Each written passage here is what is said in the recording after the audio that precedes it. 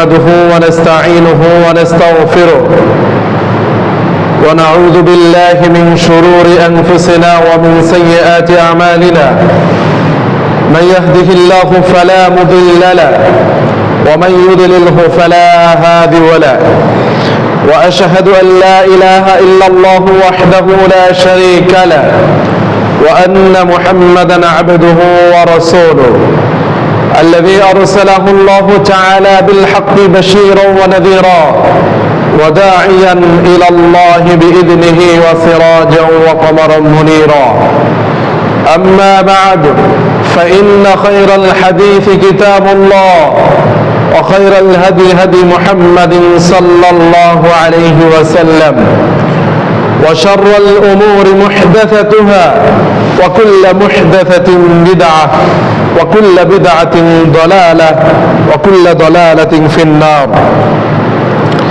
أعوذ بالله من الشيطان الرجيم.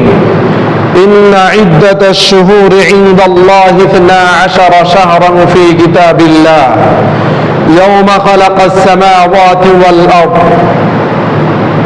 منها 4 حرم إلى آخر الآية.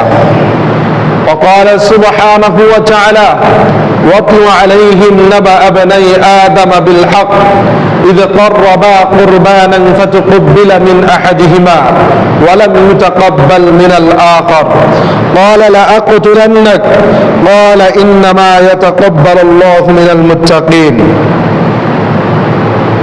عن ابن عباس رضي الله تعالى عنه قال قال رسول الله صلى الله عليه وسلم ما من أيام العمل الصالح فيهن أحب إلى الله عز وجل من هذه الأيام 10. قالوا يا رسول الله ولا الجهاد في سبيل الله قال ولا الجهاد في سبيل الله إلا رجل خرج بنفسه وماله فلم يرجع من ذلك بشيء. رواه البخاري. আলহামদুলিল্লাহ, যাবতীয় গুণগান, যাবতীয় তারিফ, যাবতীয় প্রশংসা সে রব্বুল আলামিনের জন্য, যে রব্বুল আলামিন আমাদেরকে দীর্ঘ একটি সপ্তাহ পর জুমা মসজিদে একত্রিত হওয়ার তৌফিক দান করেছেন, উপস্থিত হওয়ার তৌফিক দান করেছেন। সে আল্লাহ তাবারক ওয়া তাআলার দরবারে আমরা শুকরিয়া আদায় করে নেই, আলহামদুলিল্লাহ। অতঃপর দরুদ ও সালাম পেশ করছি সেই মহামানবের প্রতি যাকে আল্লাহ তাবারক ওয়া তাআলা মানবতার মুক্তির দূত করে প্রেরণ করেছেন, যিনি হচ্ছেন আমাদের জন্য আদর্শ নেতা, আদর্শ দায়ী, আদর্শ ব্যক্তিত্ব, যার আদর্শ বাস্তবায়ন করা আল্লাহ তাবারক ওয়া তাআলা আমাদের উপর ফরজ করে দিয়েছেন। সে আদর্শ নেতা, আদর্শ দায়ী, আদর্শ ব্যক্তিত্বের প্রতি সংক্ষিপ্তভাবে দরুদ ও সালাম পেশ করছি সাল্লাল্লাহু আলাইহি ওয়াসাল্লাম। সম্মানিত সমাবেত জুমা মসজিদের মুসল্লিন একরাম, আজকে আমাদের জুমার খুতবার বিষয় হচ্ছে যে আল্লাহ তাবারক ওয়া তাআলা যে 12টি মাস সৃষ্টি করেছেন, এই 12টি মাসের সাথে পরিচিত হওয়া, পাশাপাশি জিলহজ মাসের প্রথম দশকের যে ফজিলত রয়েছে এই ফজিলত নিয়ে আলোচনা করা। আরো একটি বিষয় থাকবে, সেটা হচ্ছে সংক্ষিপ্তভাবে কোরবানির ইতিহাস আমরা তুলে ধরার চেষ্টা করবো ইনশাআল্লাহ। ওমা তৌফিকি ইল্লা বিল্লাহ। সম্মানিত সমবেত জুমা মসজিদের মুসল্লিন একরাম, আজকে এখনকার দিনে, আজকে পবিত্র জুমা, ইয়াউমুল জুমা দিন, এখনকার দিন পর্যন্ত, এই সময় পর্যন্ত, এখন পর্যন্ত আমাদের দেশের সেই শহর থেকে শুরু করে গ্রাম অঞ্চল পর্যন্ত যদি কাউকে জিজ্ঞেস করেন যে আরবি এখন কি মাস, বলতে পারবে না। যদি জিজ্ঞেস করেন বাংলা কি মাস, তাও বলতে পারবে না। যদি জিজ্ঞেস করেন ইংরেজি কি মাস, সেটা তারা ভালো করে বলতে পারবে। এগুলো আসলে কৃষ্টি কালচার পশ্চিমাদের থেকে আমরা নিয়েছি, বিদায় আমাদের সমাজ, আমাদের দেশ, আমাদের প্রত্যেকটি অফিস আদালত এখন সেই তাদের দেওয়া নাম শনিবার, রবিবার, সোমবার এবং জানুয়ারি, ফেব্রুয়ারি এগুলো নামে পরিচিত। অথচ দেখেন, পৃথিবীর সর্বপ্রথম যে গণনা করা হয়, এই যে আজকে আমরা যেগুলোকে ইংরেজি ভাবি, বাংলা ভাবছি, আরবি ভাবছি, ইংরেজি বাংলা ভাবছি, এগুলো কোথেকে আসছে? এগুলো তো আরবি থেকে ধার করে নেওয়া নাম। কারণ আল্লাহ সুবহানাহু ওয়া তাআলা এই দিনগুলোর ব্যাপারে তিনি বলছেন যে ইন্না ইদ্দাতাশ শুহুরি ইনদাল্লাহি 12 শাহরান ফি কিতাবিল্লাহ। তিনি বলছেন যে ইন্না ইদ্দাতাশ শুহুরি ইনদাল্লাহ, আল্লাহর নিকট মাসগুলোর মধ্যে গণনা মাস হচ্ছে 12 শাহরান, 12টি মাস। কয় মাস? 12টি মাস। ইন্না ইদ্দাতাশ শুহুরি ইনদাল্লাহ 12 শাহরান ফি কিতাবিল্লাহ, আল্লাহর কিতাবে লিপিবদ্ধ রয়েছে। অর্থাৎ যে আল্লাহ তাবারক ওয়া তাআলার নিকট মাস গণনার দিক থেকে 12টি মাস। কয়টি মাস? 12টি মাস। কোন দিন থেকে?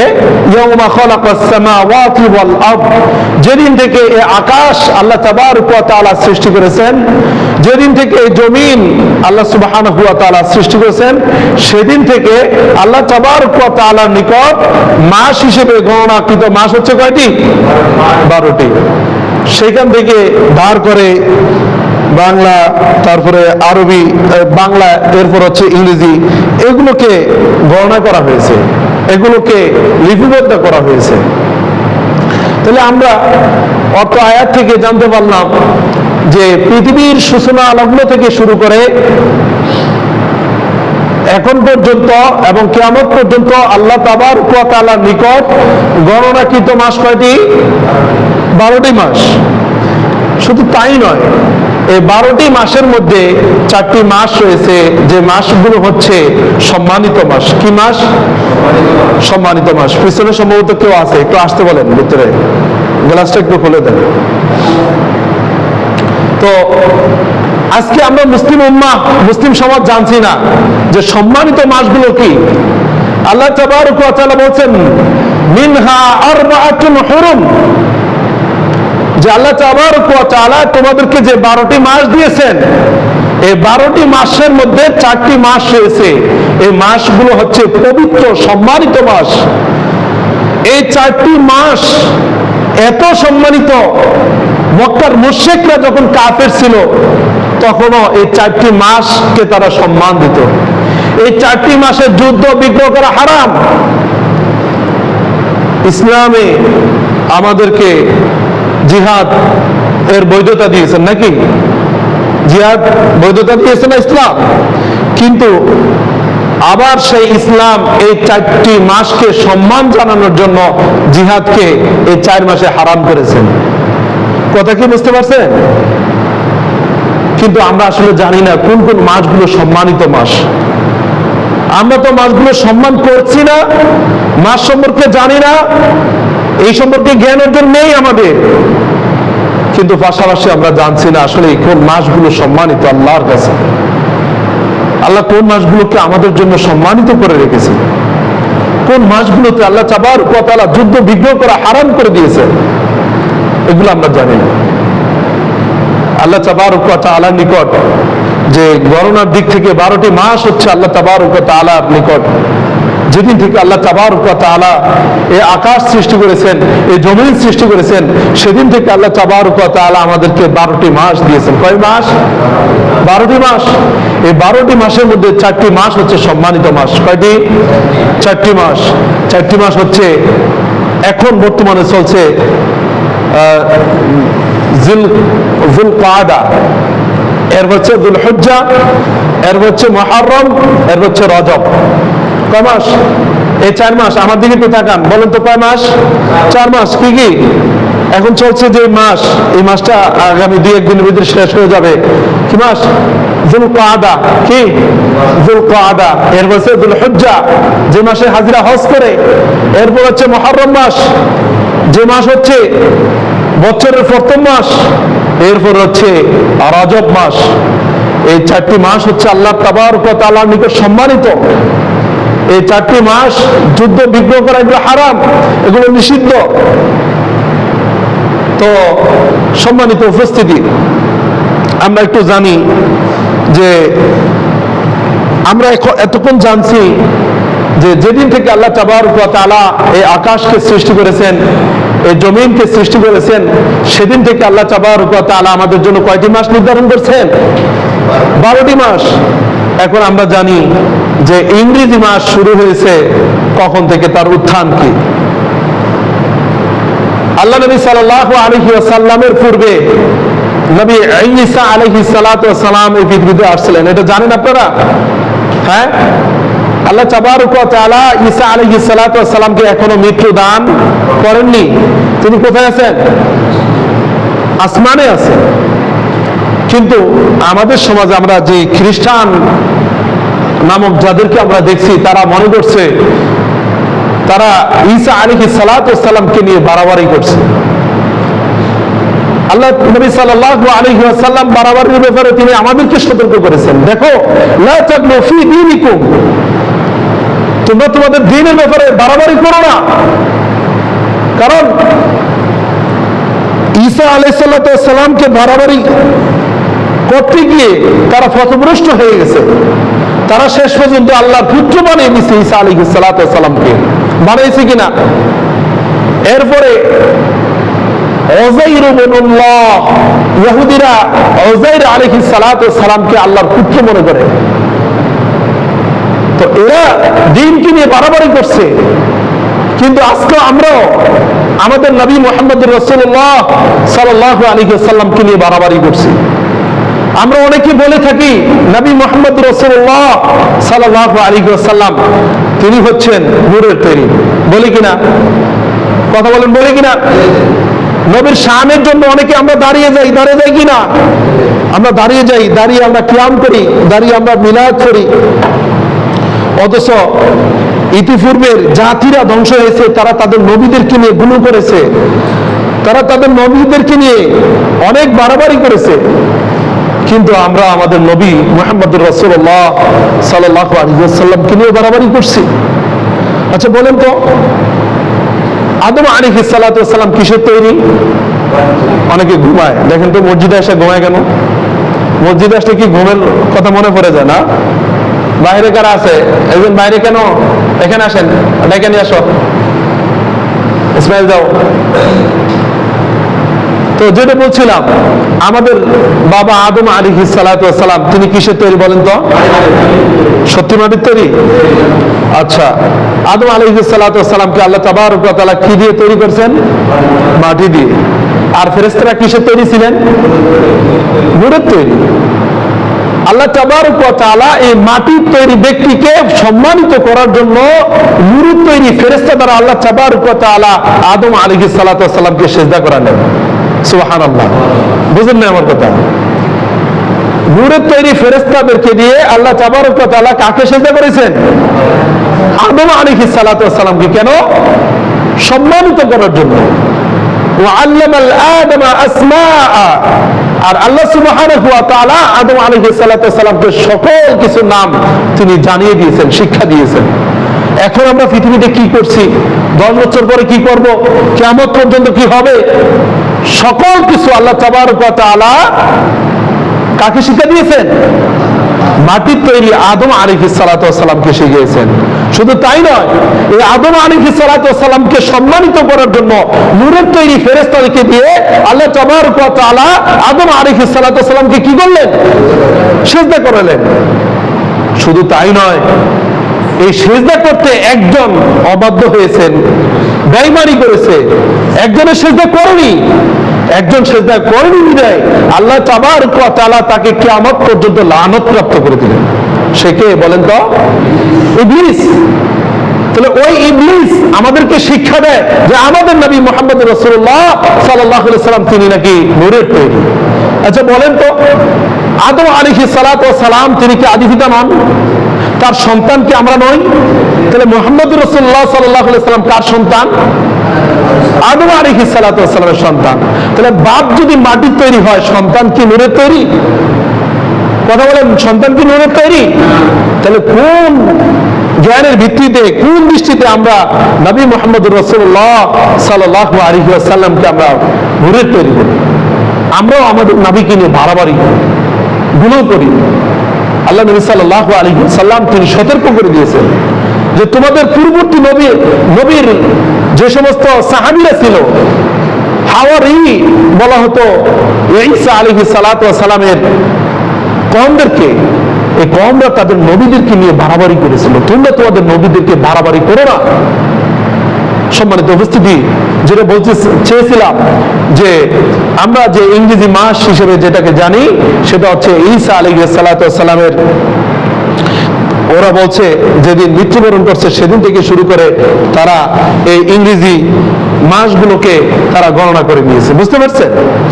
আর বাংলা মাস যেদিন থেকে শুরু হয়েছে, সম্রাট আকবর সর্বপ্রথম এই বাংলা সনের প্রবর্তন করেন। বাংলা সনের যে সূচনা হয় সম্রাট আকবরের, তখন তিনি শাসক ছিলেন, তার থেকে শুরু করে এই বাংলা প্রবর্তন হয়। এটা হয় 1580 খ্রিস্টাব্দে, মানে ইংরেজি মাস সূচনার পর থেকে 1500 বছর পরে গিয়ে এই বাংলা মাস সূচনা হয়। কথা কি বুঝতে পারছেন?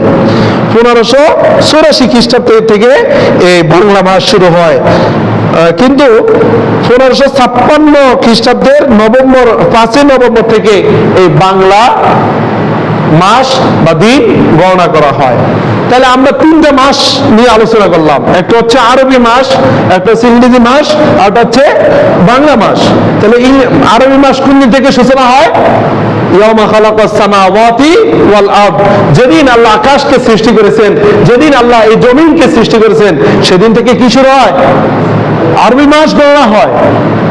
আর ঈসা আলাইহিস সালাতু ওয়াস সালাম থেকে শুরু করে এখন পর্যন্ত এটা ইংরেজি মাস হিসেবে গ্রহণ করা হয়।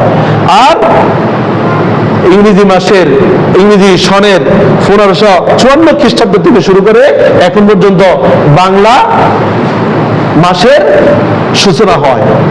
সম্মানিত উপস্থিতি, আমরা এই 3টি ভাষার মাস সম্পর্কে জানলাম। এখন আমরা জানবো যে এই মাস আমাদের সামনে আসছে, এই মাসের ফজিলত কি। আমাদের সামনে এখন আসছে যুলহিজ্জা মাস। যারা হাজী, যাদেরকে আল্লাহ সুবহানাহু ওয়া তাআলা অনেক অর্থ সম্পদ দিয়েছেন, যাদেরকে আল্লাহ তাবারক ওয়া তাআলা হজ করার মতো তৌফিক দান করেছেন, তারা এখন কোথায় বলেন তো? আস্তে আস্তে কোথায় চলে যাচ্ছেন? পবিত্র কাবা তথা মক্কায় চলে যাচ্ছেন। কি করার জন্য? হজ করার জন্য। আমাদের সমাজে একটু কথা দুঃখ করে আমরা বলছি, হজ করতে গেলে এরকম পাগড়ি পাওয়া যায়, এগুলো ভালো, আতর পাওয়া যায়, এগুলো ভালো, খেজুর পাওয়া যায়, এগুলো ভালো, কিন্তু হজ করতে গেলে দিন পাওয়া গেলে এটা ভালো না। কথা বোঝেন না আমার কথা? আমাদের সমাজে এখন যদি আমরা রফুল ইয়াদাইন করে সালাত আদায় করি, তাহলে বলছে এটা ফিতনা। অথচ এই হাজিরা হজ করে যে ইমামদের পিছনে সালাত আদায় করে, এই ইমামরাও রফুল ইয়াদাইন করে সালাত আদায় করে, এই ইমামরাও জোরে আমিন বলে সালাত আদায় করে, সেটা ফিতনা নয়, সেটা দিন নয়, সেটা গ্রহণ করে না। আমরা গ্রহণ করি দুনিয়াবি যা আছে। সৌদি আরব থেকে একটা মোবাইল নিয়ে আইসো, সৌদি আরব থেকে আমার জন্য একটা হাজি রুমাল নিয়ে এসো, সৌদি আরব থেকে জমজম পানি নিয়ে এসো, এগুলো আমাদের কাছে খুব প্রিয়, এগুলোকে আমরা নাম্বার 1 মনে করি, এগুলোকে আমরা ভালো মনে করি। কিন্তু সৌদি আরব থেকে দিন নিয়ে এসো, মক্কা থেকে দিন নিয়ে এসো, মক্কার ইমাম থেকে ইমান শিখে এসো, এগুলোকে আমরা ইমান মনে করি না। কারণ আমাদের দেশে বড় বড় ওলিয়া উলিয়া কুতুব, হ্যাঁ, এরা তো জান্নাতের টিকিট আমাদেরকে অলরেডি দিয়ে দেয়, কেউ কেউ দেয় না? হ্যাঁ, কোন একজন বলছিল না কিয়ামতের ময়দানে জাহাজ নিয়ে আসবে, বলছিল কিনা? তার মানে বুঝতে পারলাম আমরা কিয়ামত সম্পর্কে আল্লাহ নবী সাল্লাল্লাহু, আল্লাহ সুবহানাহু ওয়া তাআলা তিনি বলছেন যে তারা তোমাকে কিয়ামত সম্পর্কে জিজ্ঞেস করবে, তুমি বলো কুল ইন্নামা ইলমুহা ইনদাল্লাহ, এই কিয়ামতের জ্ঞান একমাত্র কার কাছে? আল্লাহর কাছে। অথচ আমাদেরকে শেখানো হচ্ছে কিয়ামতের ময়দানে নাকি জাহাজ আসা যাওয়া করতে পারবে, সাগর থাকবে, এরকম কিছু আমাদেরকে শেখানো হচ্ছে। সম্মানিত উপস্থিতি, যে বিষয়টি নিয়ে আলোচনা করতে চেয়েছিলাম সেটি হচ্ছে যুলহজ্জা মাসের প্রথম 10 দিনের ফজিলত সম্পর্কে রাসূলুল্লাহ সাল্লাল্লাহু আলাইহি ওয়াসাল্লাম একটি হাদিস বর্ণনা করেছেন, যে হাদিসটি রয়েছে সহিহ বুখারীতে। আল্লাহ নবী সাল্লাল্লাহু আলাইহি ওয়াসাল্লাম আব্দুল্লাহ ইবনে আব্বাস রাদিয়াল্লাহু তাআলা আনহু থেকে হাদিসটি বর্ণিত। আল্লাহ নবী সাল্লাল্লাহু আলাইহি ওয়াসাল্লাম তিনি বললেন, মা মিন আইয়ামিন আমালুস সালিহ, মা মিন আইয়ামিন আল আমালুস সালিহ ফিহিন্না আহাব্বু ইলাল্লাহি আযজা ওয়া জাল, যে আল্লাহ তাবারক ওয়া তাআলার নিকট এমন কোন দিন নেই যেই দিনের আমলগুলো আল্লাহর কাছে সবচেয়ে প্রিয় মিন হাদিহিল আইয়ামিল আশর, এই জিলহজ মাসের প্রথম 10 দিনে ইবাদত আল্লাহর কাছে এতটা প্রিয়, অন্য কোন দিন আল্লাহর কাছে ইবাদত এত প্রিয় না। বুঝতে পারেন না আমার কথাটা?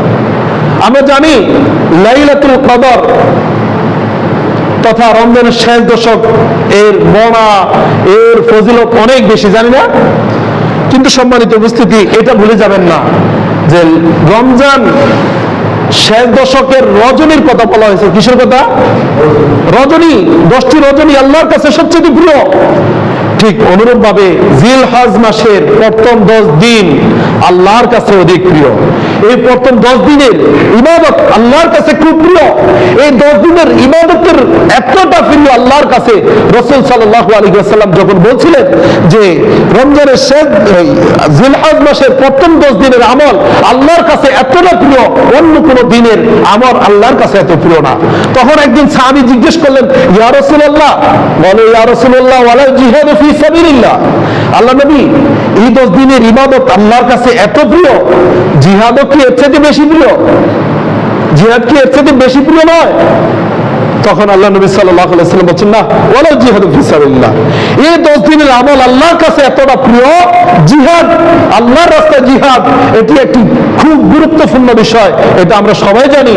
কিন্তু আল্লাহ নবী সাল্লাল্লাহু আলাইহি ওয়াসাল্লাম বলছেন, না, ওয়ালা জিহাদ ফি সাবিলিল্লাহ, এই 10 দিনের আমল আল্লাহর কাছে এতটা প্রিয় যে জিহাদও আল্লাহর কাছে এতটা প্রিয় নয়।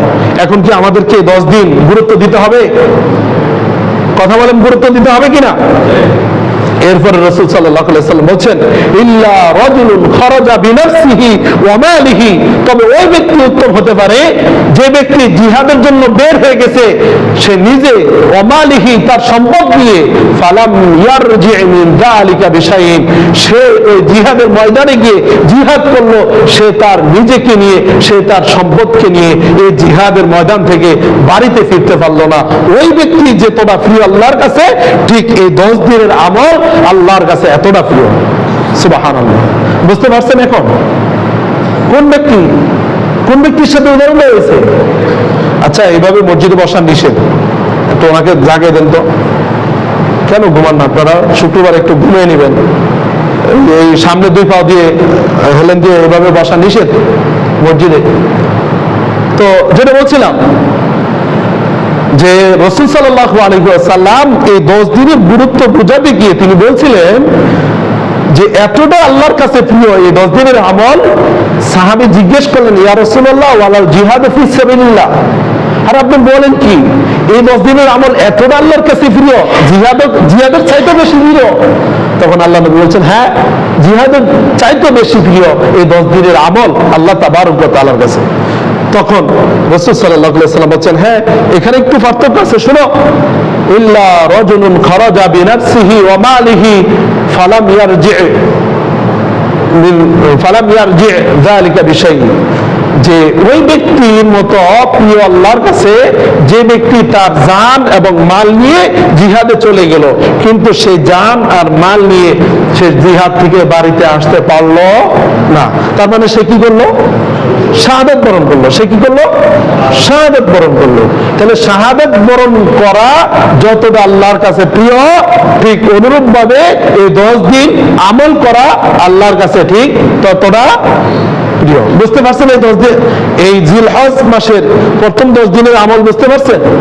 তাহলে এই 10 দিনের আমাদের কাজ হচ্ছে নফল সিয়াম পালন করা, হ্যাঁ, এরপরে কাজ হচ্ছে আমাদের সালাত আদায় করা, নফল সালাতগুলো আদায় করা, আল্লাহর কাছে দোয়া করা, আল্লাহর কাছে বেশি বেশি চাওয়া।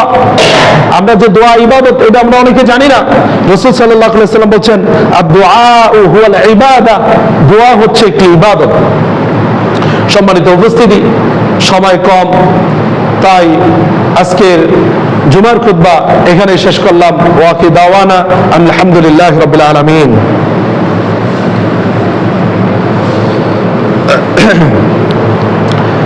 আলহামদুলিল্লাহ, আলহামদুলিল্লাহি রাব্বিল আলামিন, ওয়াল আকিবাতু লিল মুত্তাকিন, والصلاة والسلام على سيد الأنبياء والمرسلين نبينا محمد وآله وصحبه أجمعين وبعد। সম্মানিত উপস্থিতি, আজকে আমরা জুমার খুতবায় যে বিষয়গুলো নিয়ে আলোচনা করেছিলাম, প্রথমত আলোচনা করেছিলাম যে আল্লাহ তাবারক ওয়া তাআলা যেদিন এই আকাশকে সৃষ্টি করেছেন, এই জমিনকে সৃষ্টি করেছেন, সেদিন থেকে শুরু করে আল্লাহর নিকট গণনা মাস হচ্ছে কয়টি? 12টি মাস। কয়টি মাস? 12টি মাস। এই 12টি মাসের মধ্যে 4টি মাস হচ্ছে সম্মানিত মাস। কয়টি মাস? 4টি মাস সম্মানিত মাস। এই 4টি মাসে যুদ্ধ বিগ্রহ করা হারাম, নিষিদ্ধ, এবং জিহাদ হচ্ছে ফরজ। জিহাদও এই 4টি মাসে করা হারাম। কথা বুঝতে পারছেন? তো এই 4টি মাস হচ্ছে সম্মানিত। এই 4টি মাসের মধ্যে এখন আমরা যে মাসে রয়েছি, যুলকাদা মাস, জিলকদ যেটাকে বলে বাংলাতে, এর হচ্ছে জিলহজ মাস, এর হচ্ছে মুহররম মাস, এরপর হচ্ছে রজব মাস। এই 4টি মাস হচ্ছে আল্লাহর কাছে সবচেয়ে বেশি প্রিয়। আর অন্যদিকে আরেকটি কথা হচ্ছে, আমরা আরেকটি বিষয় বুঝতে পারলাম যে জিলহজ মাসের প্রথম 10 দিনের ইবাদত আল্লাহর কাছে খুব প্রিয়, অনেক প্রিয়। আমরা এই 10 দিনে ইবাদত করব নিজেরা, এবং বাড়িতে গিয়ে আমাদের মা বোন যারা রয়েছে এদেরকে আমরা জানিয়ে দিব এই 10 দিনের জন্য তারা সিয়াম পালন করে, এই 10 দিনে যারা তারা যেন কিয়াম করে, এই 10 দিনের জন্য বেশি বেশি দান সদকা করে, এই 10 দিনে যেন আরো ভালো ভালো যে আমলগুলো আছে এই আমলগুলো করে।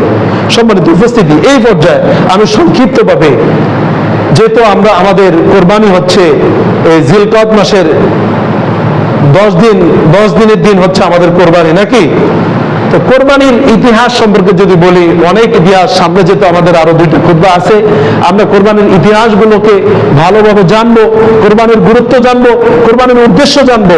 কিন্তু আজকে আমরা একটা আয়াতের অর্থ করতে চাই। সেটা হচ্ছে কোরবানির ইতিহাস হচ্ছে আদম আলাইহিস সালাতু ওয়াস সালাম থেকে। আল্লাহ তাবারক ওয়া তাআলা আদম আলাইহিস সালাতু ওয়াস সালামের সন্তান এর কোরবানির কথা আল্লাহ তাবারক ওয়া তাআলা কোরআন কারীমে উল্লেখ করেছেন।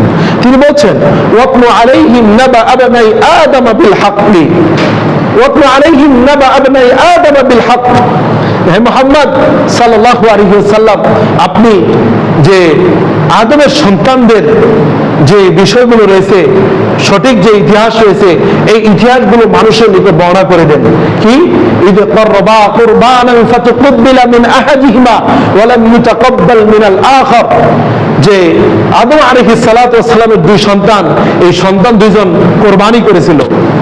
ইদ করবা কুরবানান ফাতুকবিলা মিন আহাদিহিমা, 2 সন্তানের কোরবানির মধ্যে এক সন্তানের কোরবানি আল্লাহ তাবারক ওয়া তাআলা কবুল করে নিয়েছেন। ওয়ালাম ইউতাকাব্বাল মিনাল আখার, আরেক সন্তানের কোরবানি আল্লাহ কবুল করেন নাই। ক্বালা ইন্নামা ইয়াতাকাব্বালুল্লাহু মিনাল মুত্তাকিন। এটা কবুল করার না কারণ হচ্ছে একমাত্র, শুধুমাত্র, কেবলমাত্র মুত্তাকি যারা, তাদের কোরবানি আল্লাহ তাবারক ওয়া তাআলা কবুল করে থাকেন। আমাদের সামনে কোরবানি চলে আসছে, আমরা পশু ক্রয় করব, আঞ্জাম দিব। এখন আমরা পশু ক্রয় করতে যাব আমরা, কিন্তু আমরা কোন উদ্দেশ্য করে কোরবানি করব? আমাদের কি মানে কোন তাকওয়ার ভিত্তিতে কি আমরা পশু ক্রয় করব, নাকি মানুষকে দেখানোর জন্য, নাকি সবাইকে দেখানোর জন্য আমরা কোরবানি করব? কিন্তু জেনে রাখুন, আপনি কোরবানি করেন আর যাই করেন না কেন, আল্লাহ সুবহানাহু ওয়া তাআলা বলছেন ইন্নামা ইয়াতাকাব্বালুল্লাহু মিনাল মুত্তাকিন। আল্লাহ তাবারক ওয়া তাআলা শুধুমাত্র, কেবলমাত্র যারা মুত্তাকি, যারা আল্লাহকে ভয় করে, তাদের কোরবানিগুলো আল্লাহ তাবারক ওয়া তাআলা কবুল করে থাকেন। এখন দেখা যাচ্ছে আমাদের সমাজে অনেকে নামাজ আদায় করছে না, আল্লাহ নবী সাল্লাল্লাহু আলাইহি ওয়াসাল্লাম বলছেন, যে ব্যক্তি সালাত আদায় করে আর যে ব্যক্তি সালাত আদায় করে না, উভয়ের মধ্যে পার্থক্য হচ্ছে একজন কাফের আর একজন হচ্ছে মুশরিক। কাফের সালাত আদায় করে না আর মুশরিক সালাত আদায় করে না, আর একজন মুমিন, একজন মুসলমান, একজন ঈমানদার, একজন মুত্তাকি, সে আল্লাহকে ভয় করে, সে সালাত আদায় করে। কিন্তু দেখা যাচ্ছে সে গুরু সবচেয়ে বড়টা কিনে সমাজকে দেখানোর জন্য, শ্বশুরবাড়িকে দেখানোর জন্য, ব্যয় বাড়িকে দেখানোর জন্য, বিভিন্ন উদ্দেশ্য নিয়ে আজকে আমাদের সবার যে কোরবানি হয় কিনা। কিন্তু এই সমস্ত উদ্দেশ্য কোরবানি করলে আপনি করতে পারেন, কিন্তু আল্লাহ তাবারক ওয়া তাআলা আপনার কোরবানিকে কবুল করবেন না। কারণ আল্লাহ তাবারক ওয়া তাআলা কোরবানি কবুল করেন একমাত্র শর্ত হচ্ছে ইন্নামা ইয়াতাকাব্বালুল্লাহু মিনাল মুত্তাকিন। আল্লাহ তাবারক ওয়া তাআলা শুধুমাত্র কেবলমাত্র মুত্তাকিদের কোরবানিকে আল্লাহ তাবারক ওয়া তাআলা কবুল করেন।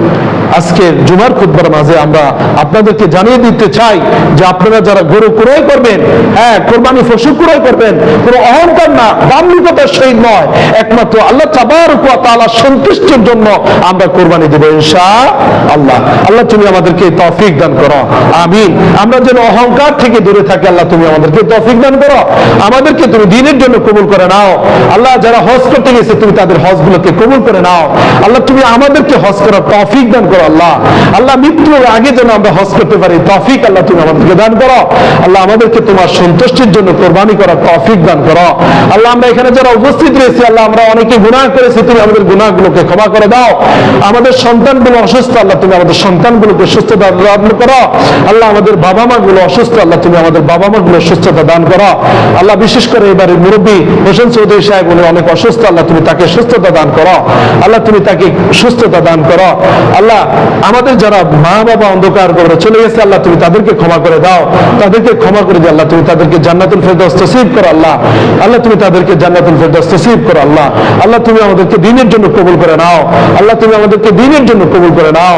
আল্লাহ বিশেষ করে আমাদের ফিলিস্তিনে যে সমস্ত মুসলিম ভাই বোনেরা আজকে অসহায় অবস্থা পড়ে রয়েছে, আল্লাহ তুমি তাদের জিম্মাদার হয়ে যাও। আল্লাহ তুমি তাদেরকে সাহায্য করো। আমাদের কাছে অস্ত্র নাই, শস্ত্র নাই, আমরা তাদের সাথে যুদ্ধ করতে পারবো না, কিন্তু আমাদের কাছে একটা বড় অস্ত্র রয়েছে, সেটা হচ্ছে তোমার কাছে দোয়া করা। আল্লাহ আমরা তোমার কাছে এই জুমার খুতবায় দোয়া করছি, তুমি আমাদের মুসলিম ভাই বোনদেরকে তুমি সাহায্য করো। জালেম যারা জুলুম করছে, আল্লাহ তুমি তাদের বিরুদ্ধে এর ব্যবস্থা তুমি গ্রহণ করো। আল্লাহ তুমি আমাদের ভাই বোনদেরকে হেফাজত করো। আল্লাহ তুমি তাদের ঈমানের পরীক্ষা যেন তারা দিয়ে তারা যেন জান্নাতুল ফেরদৌস চলে যেতে পারে তৌফিক আল্লাহ তুমি তাদেরকে দান করো। আল্লাহ আমরা যখন মৃত্যুবরণ করবো, আমরা যেন লা ইলাহা ইল্লাল্লাহ এই বাক্যটুকু পরে যেন মৃত্যুবরণ করতে পারি তৌফিক তুমি আমাদেরকে দান করিও। আমাদেরকে মৃত্যুর পর তোমার সে আরশে আজিমের, সে আরশের নিচে তুমি আমাদেরকে ছায়া দান করিও, আমিন।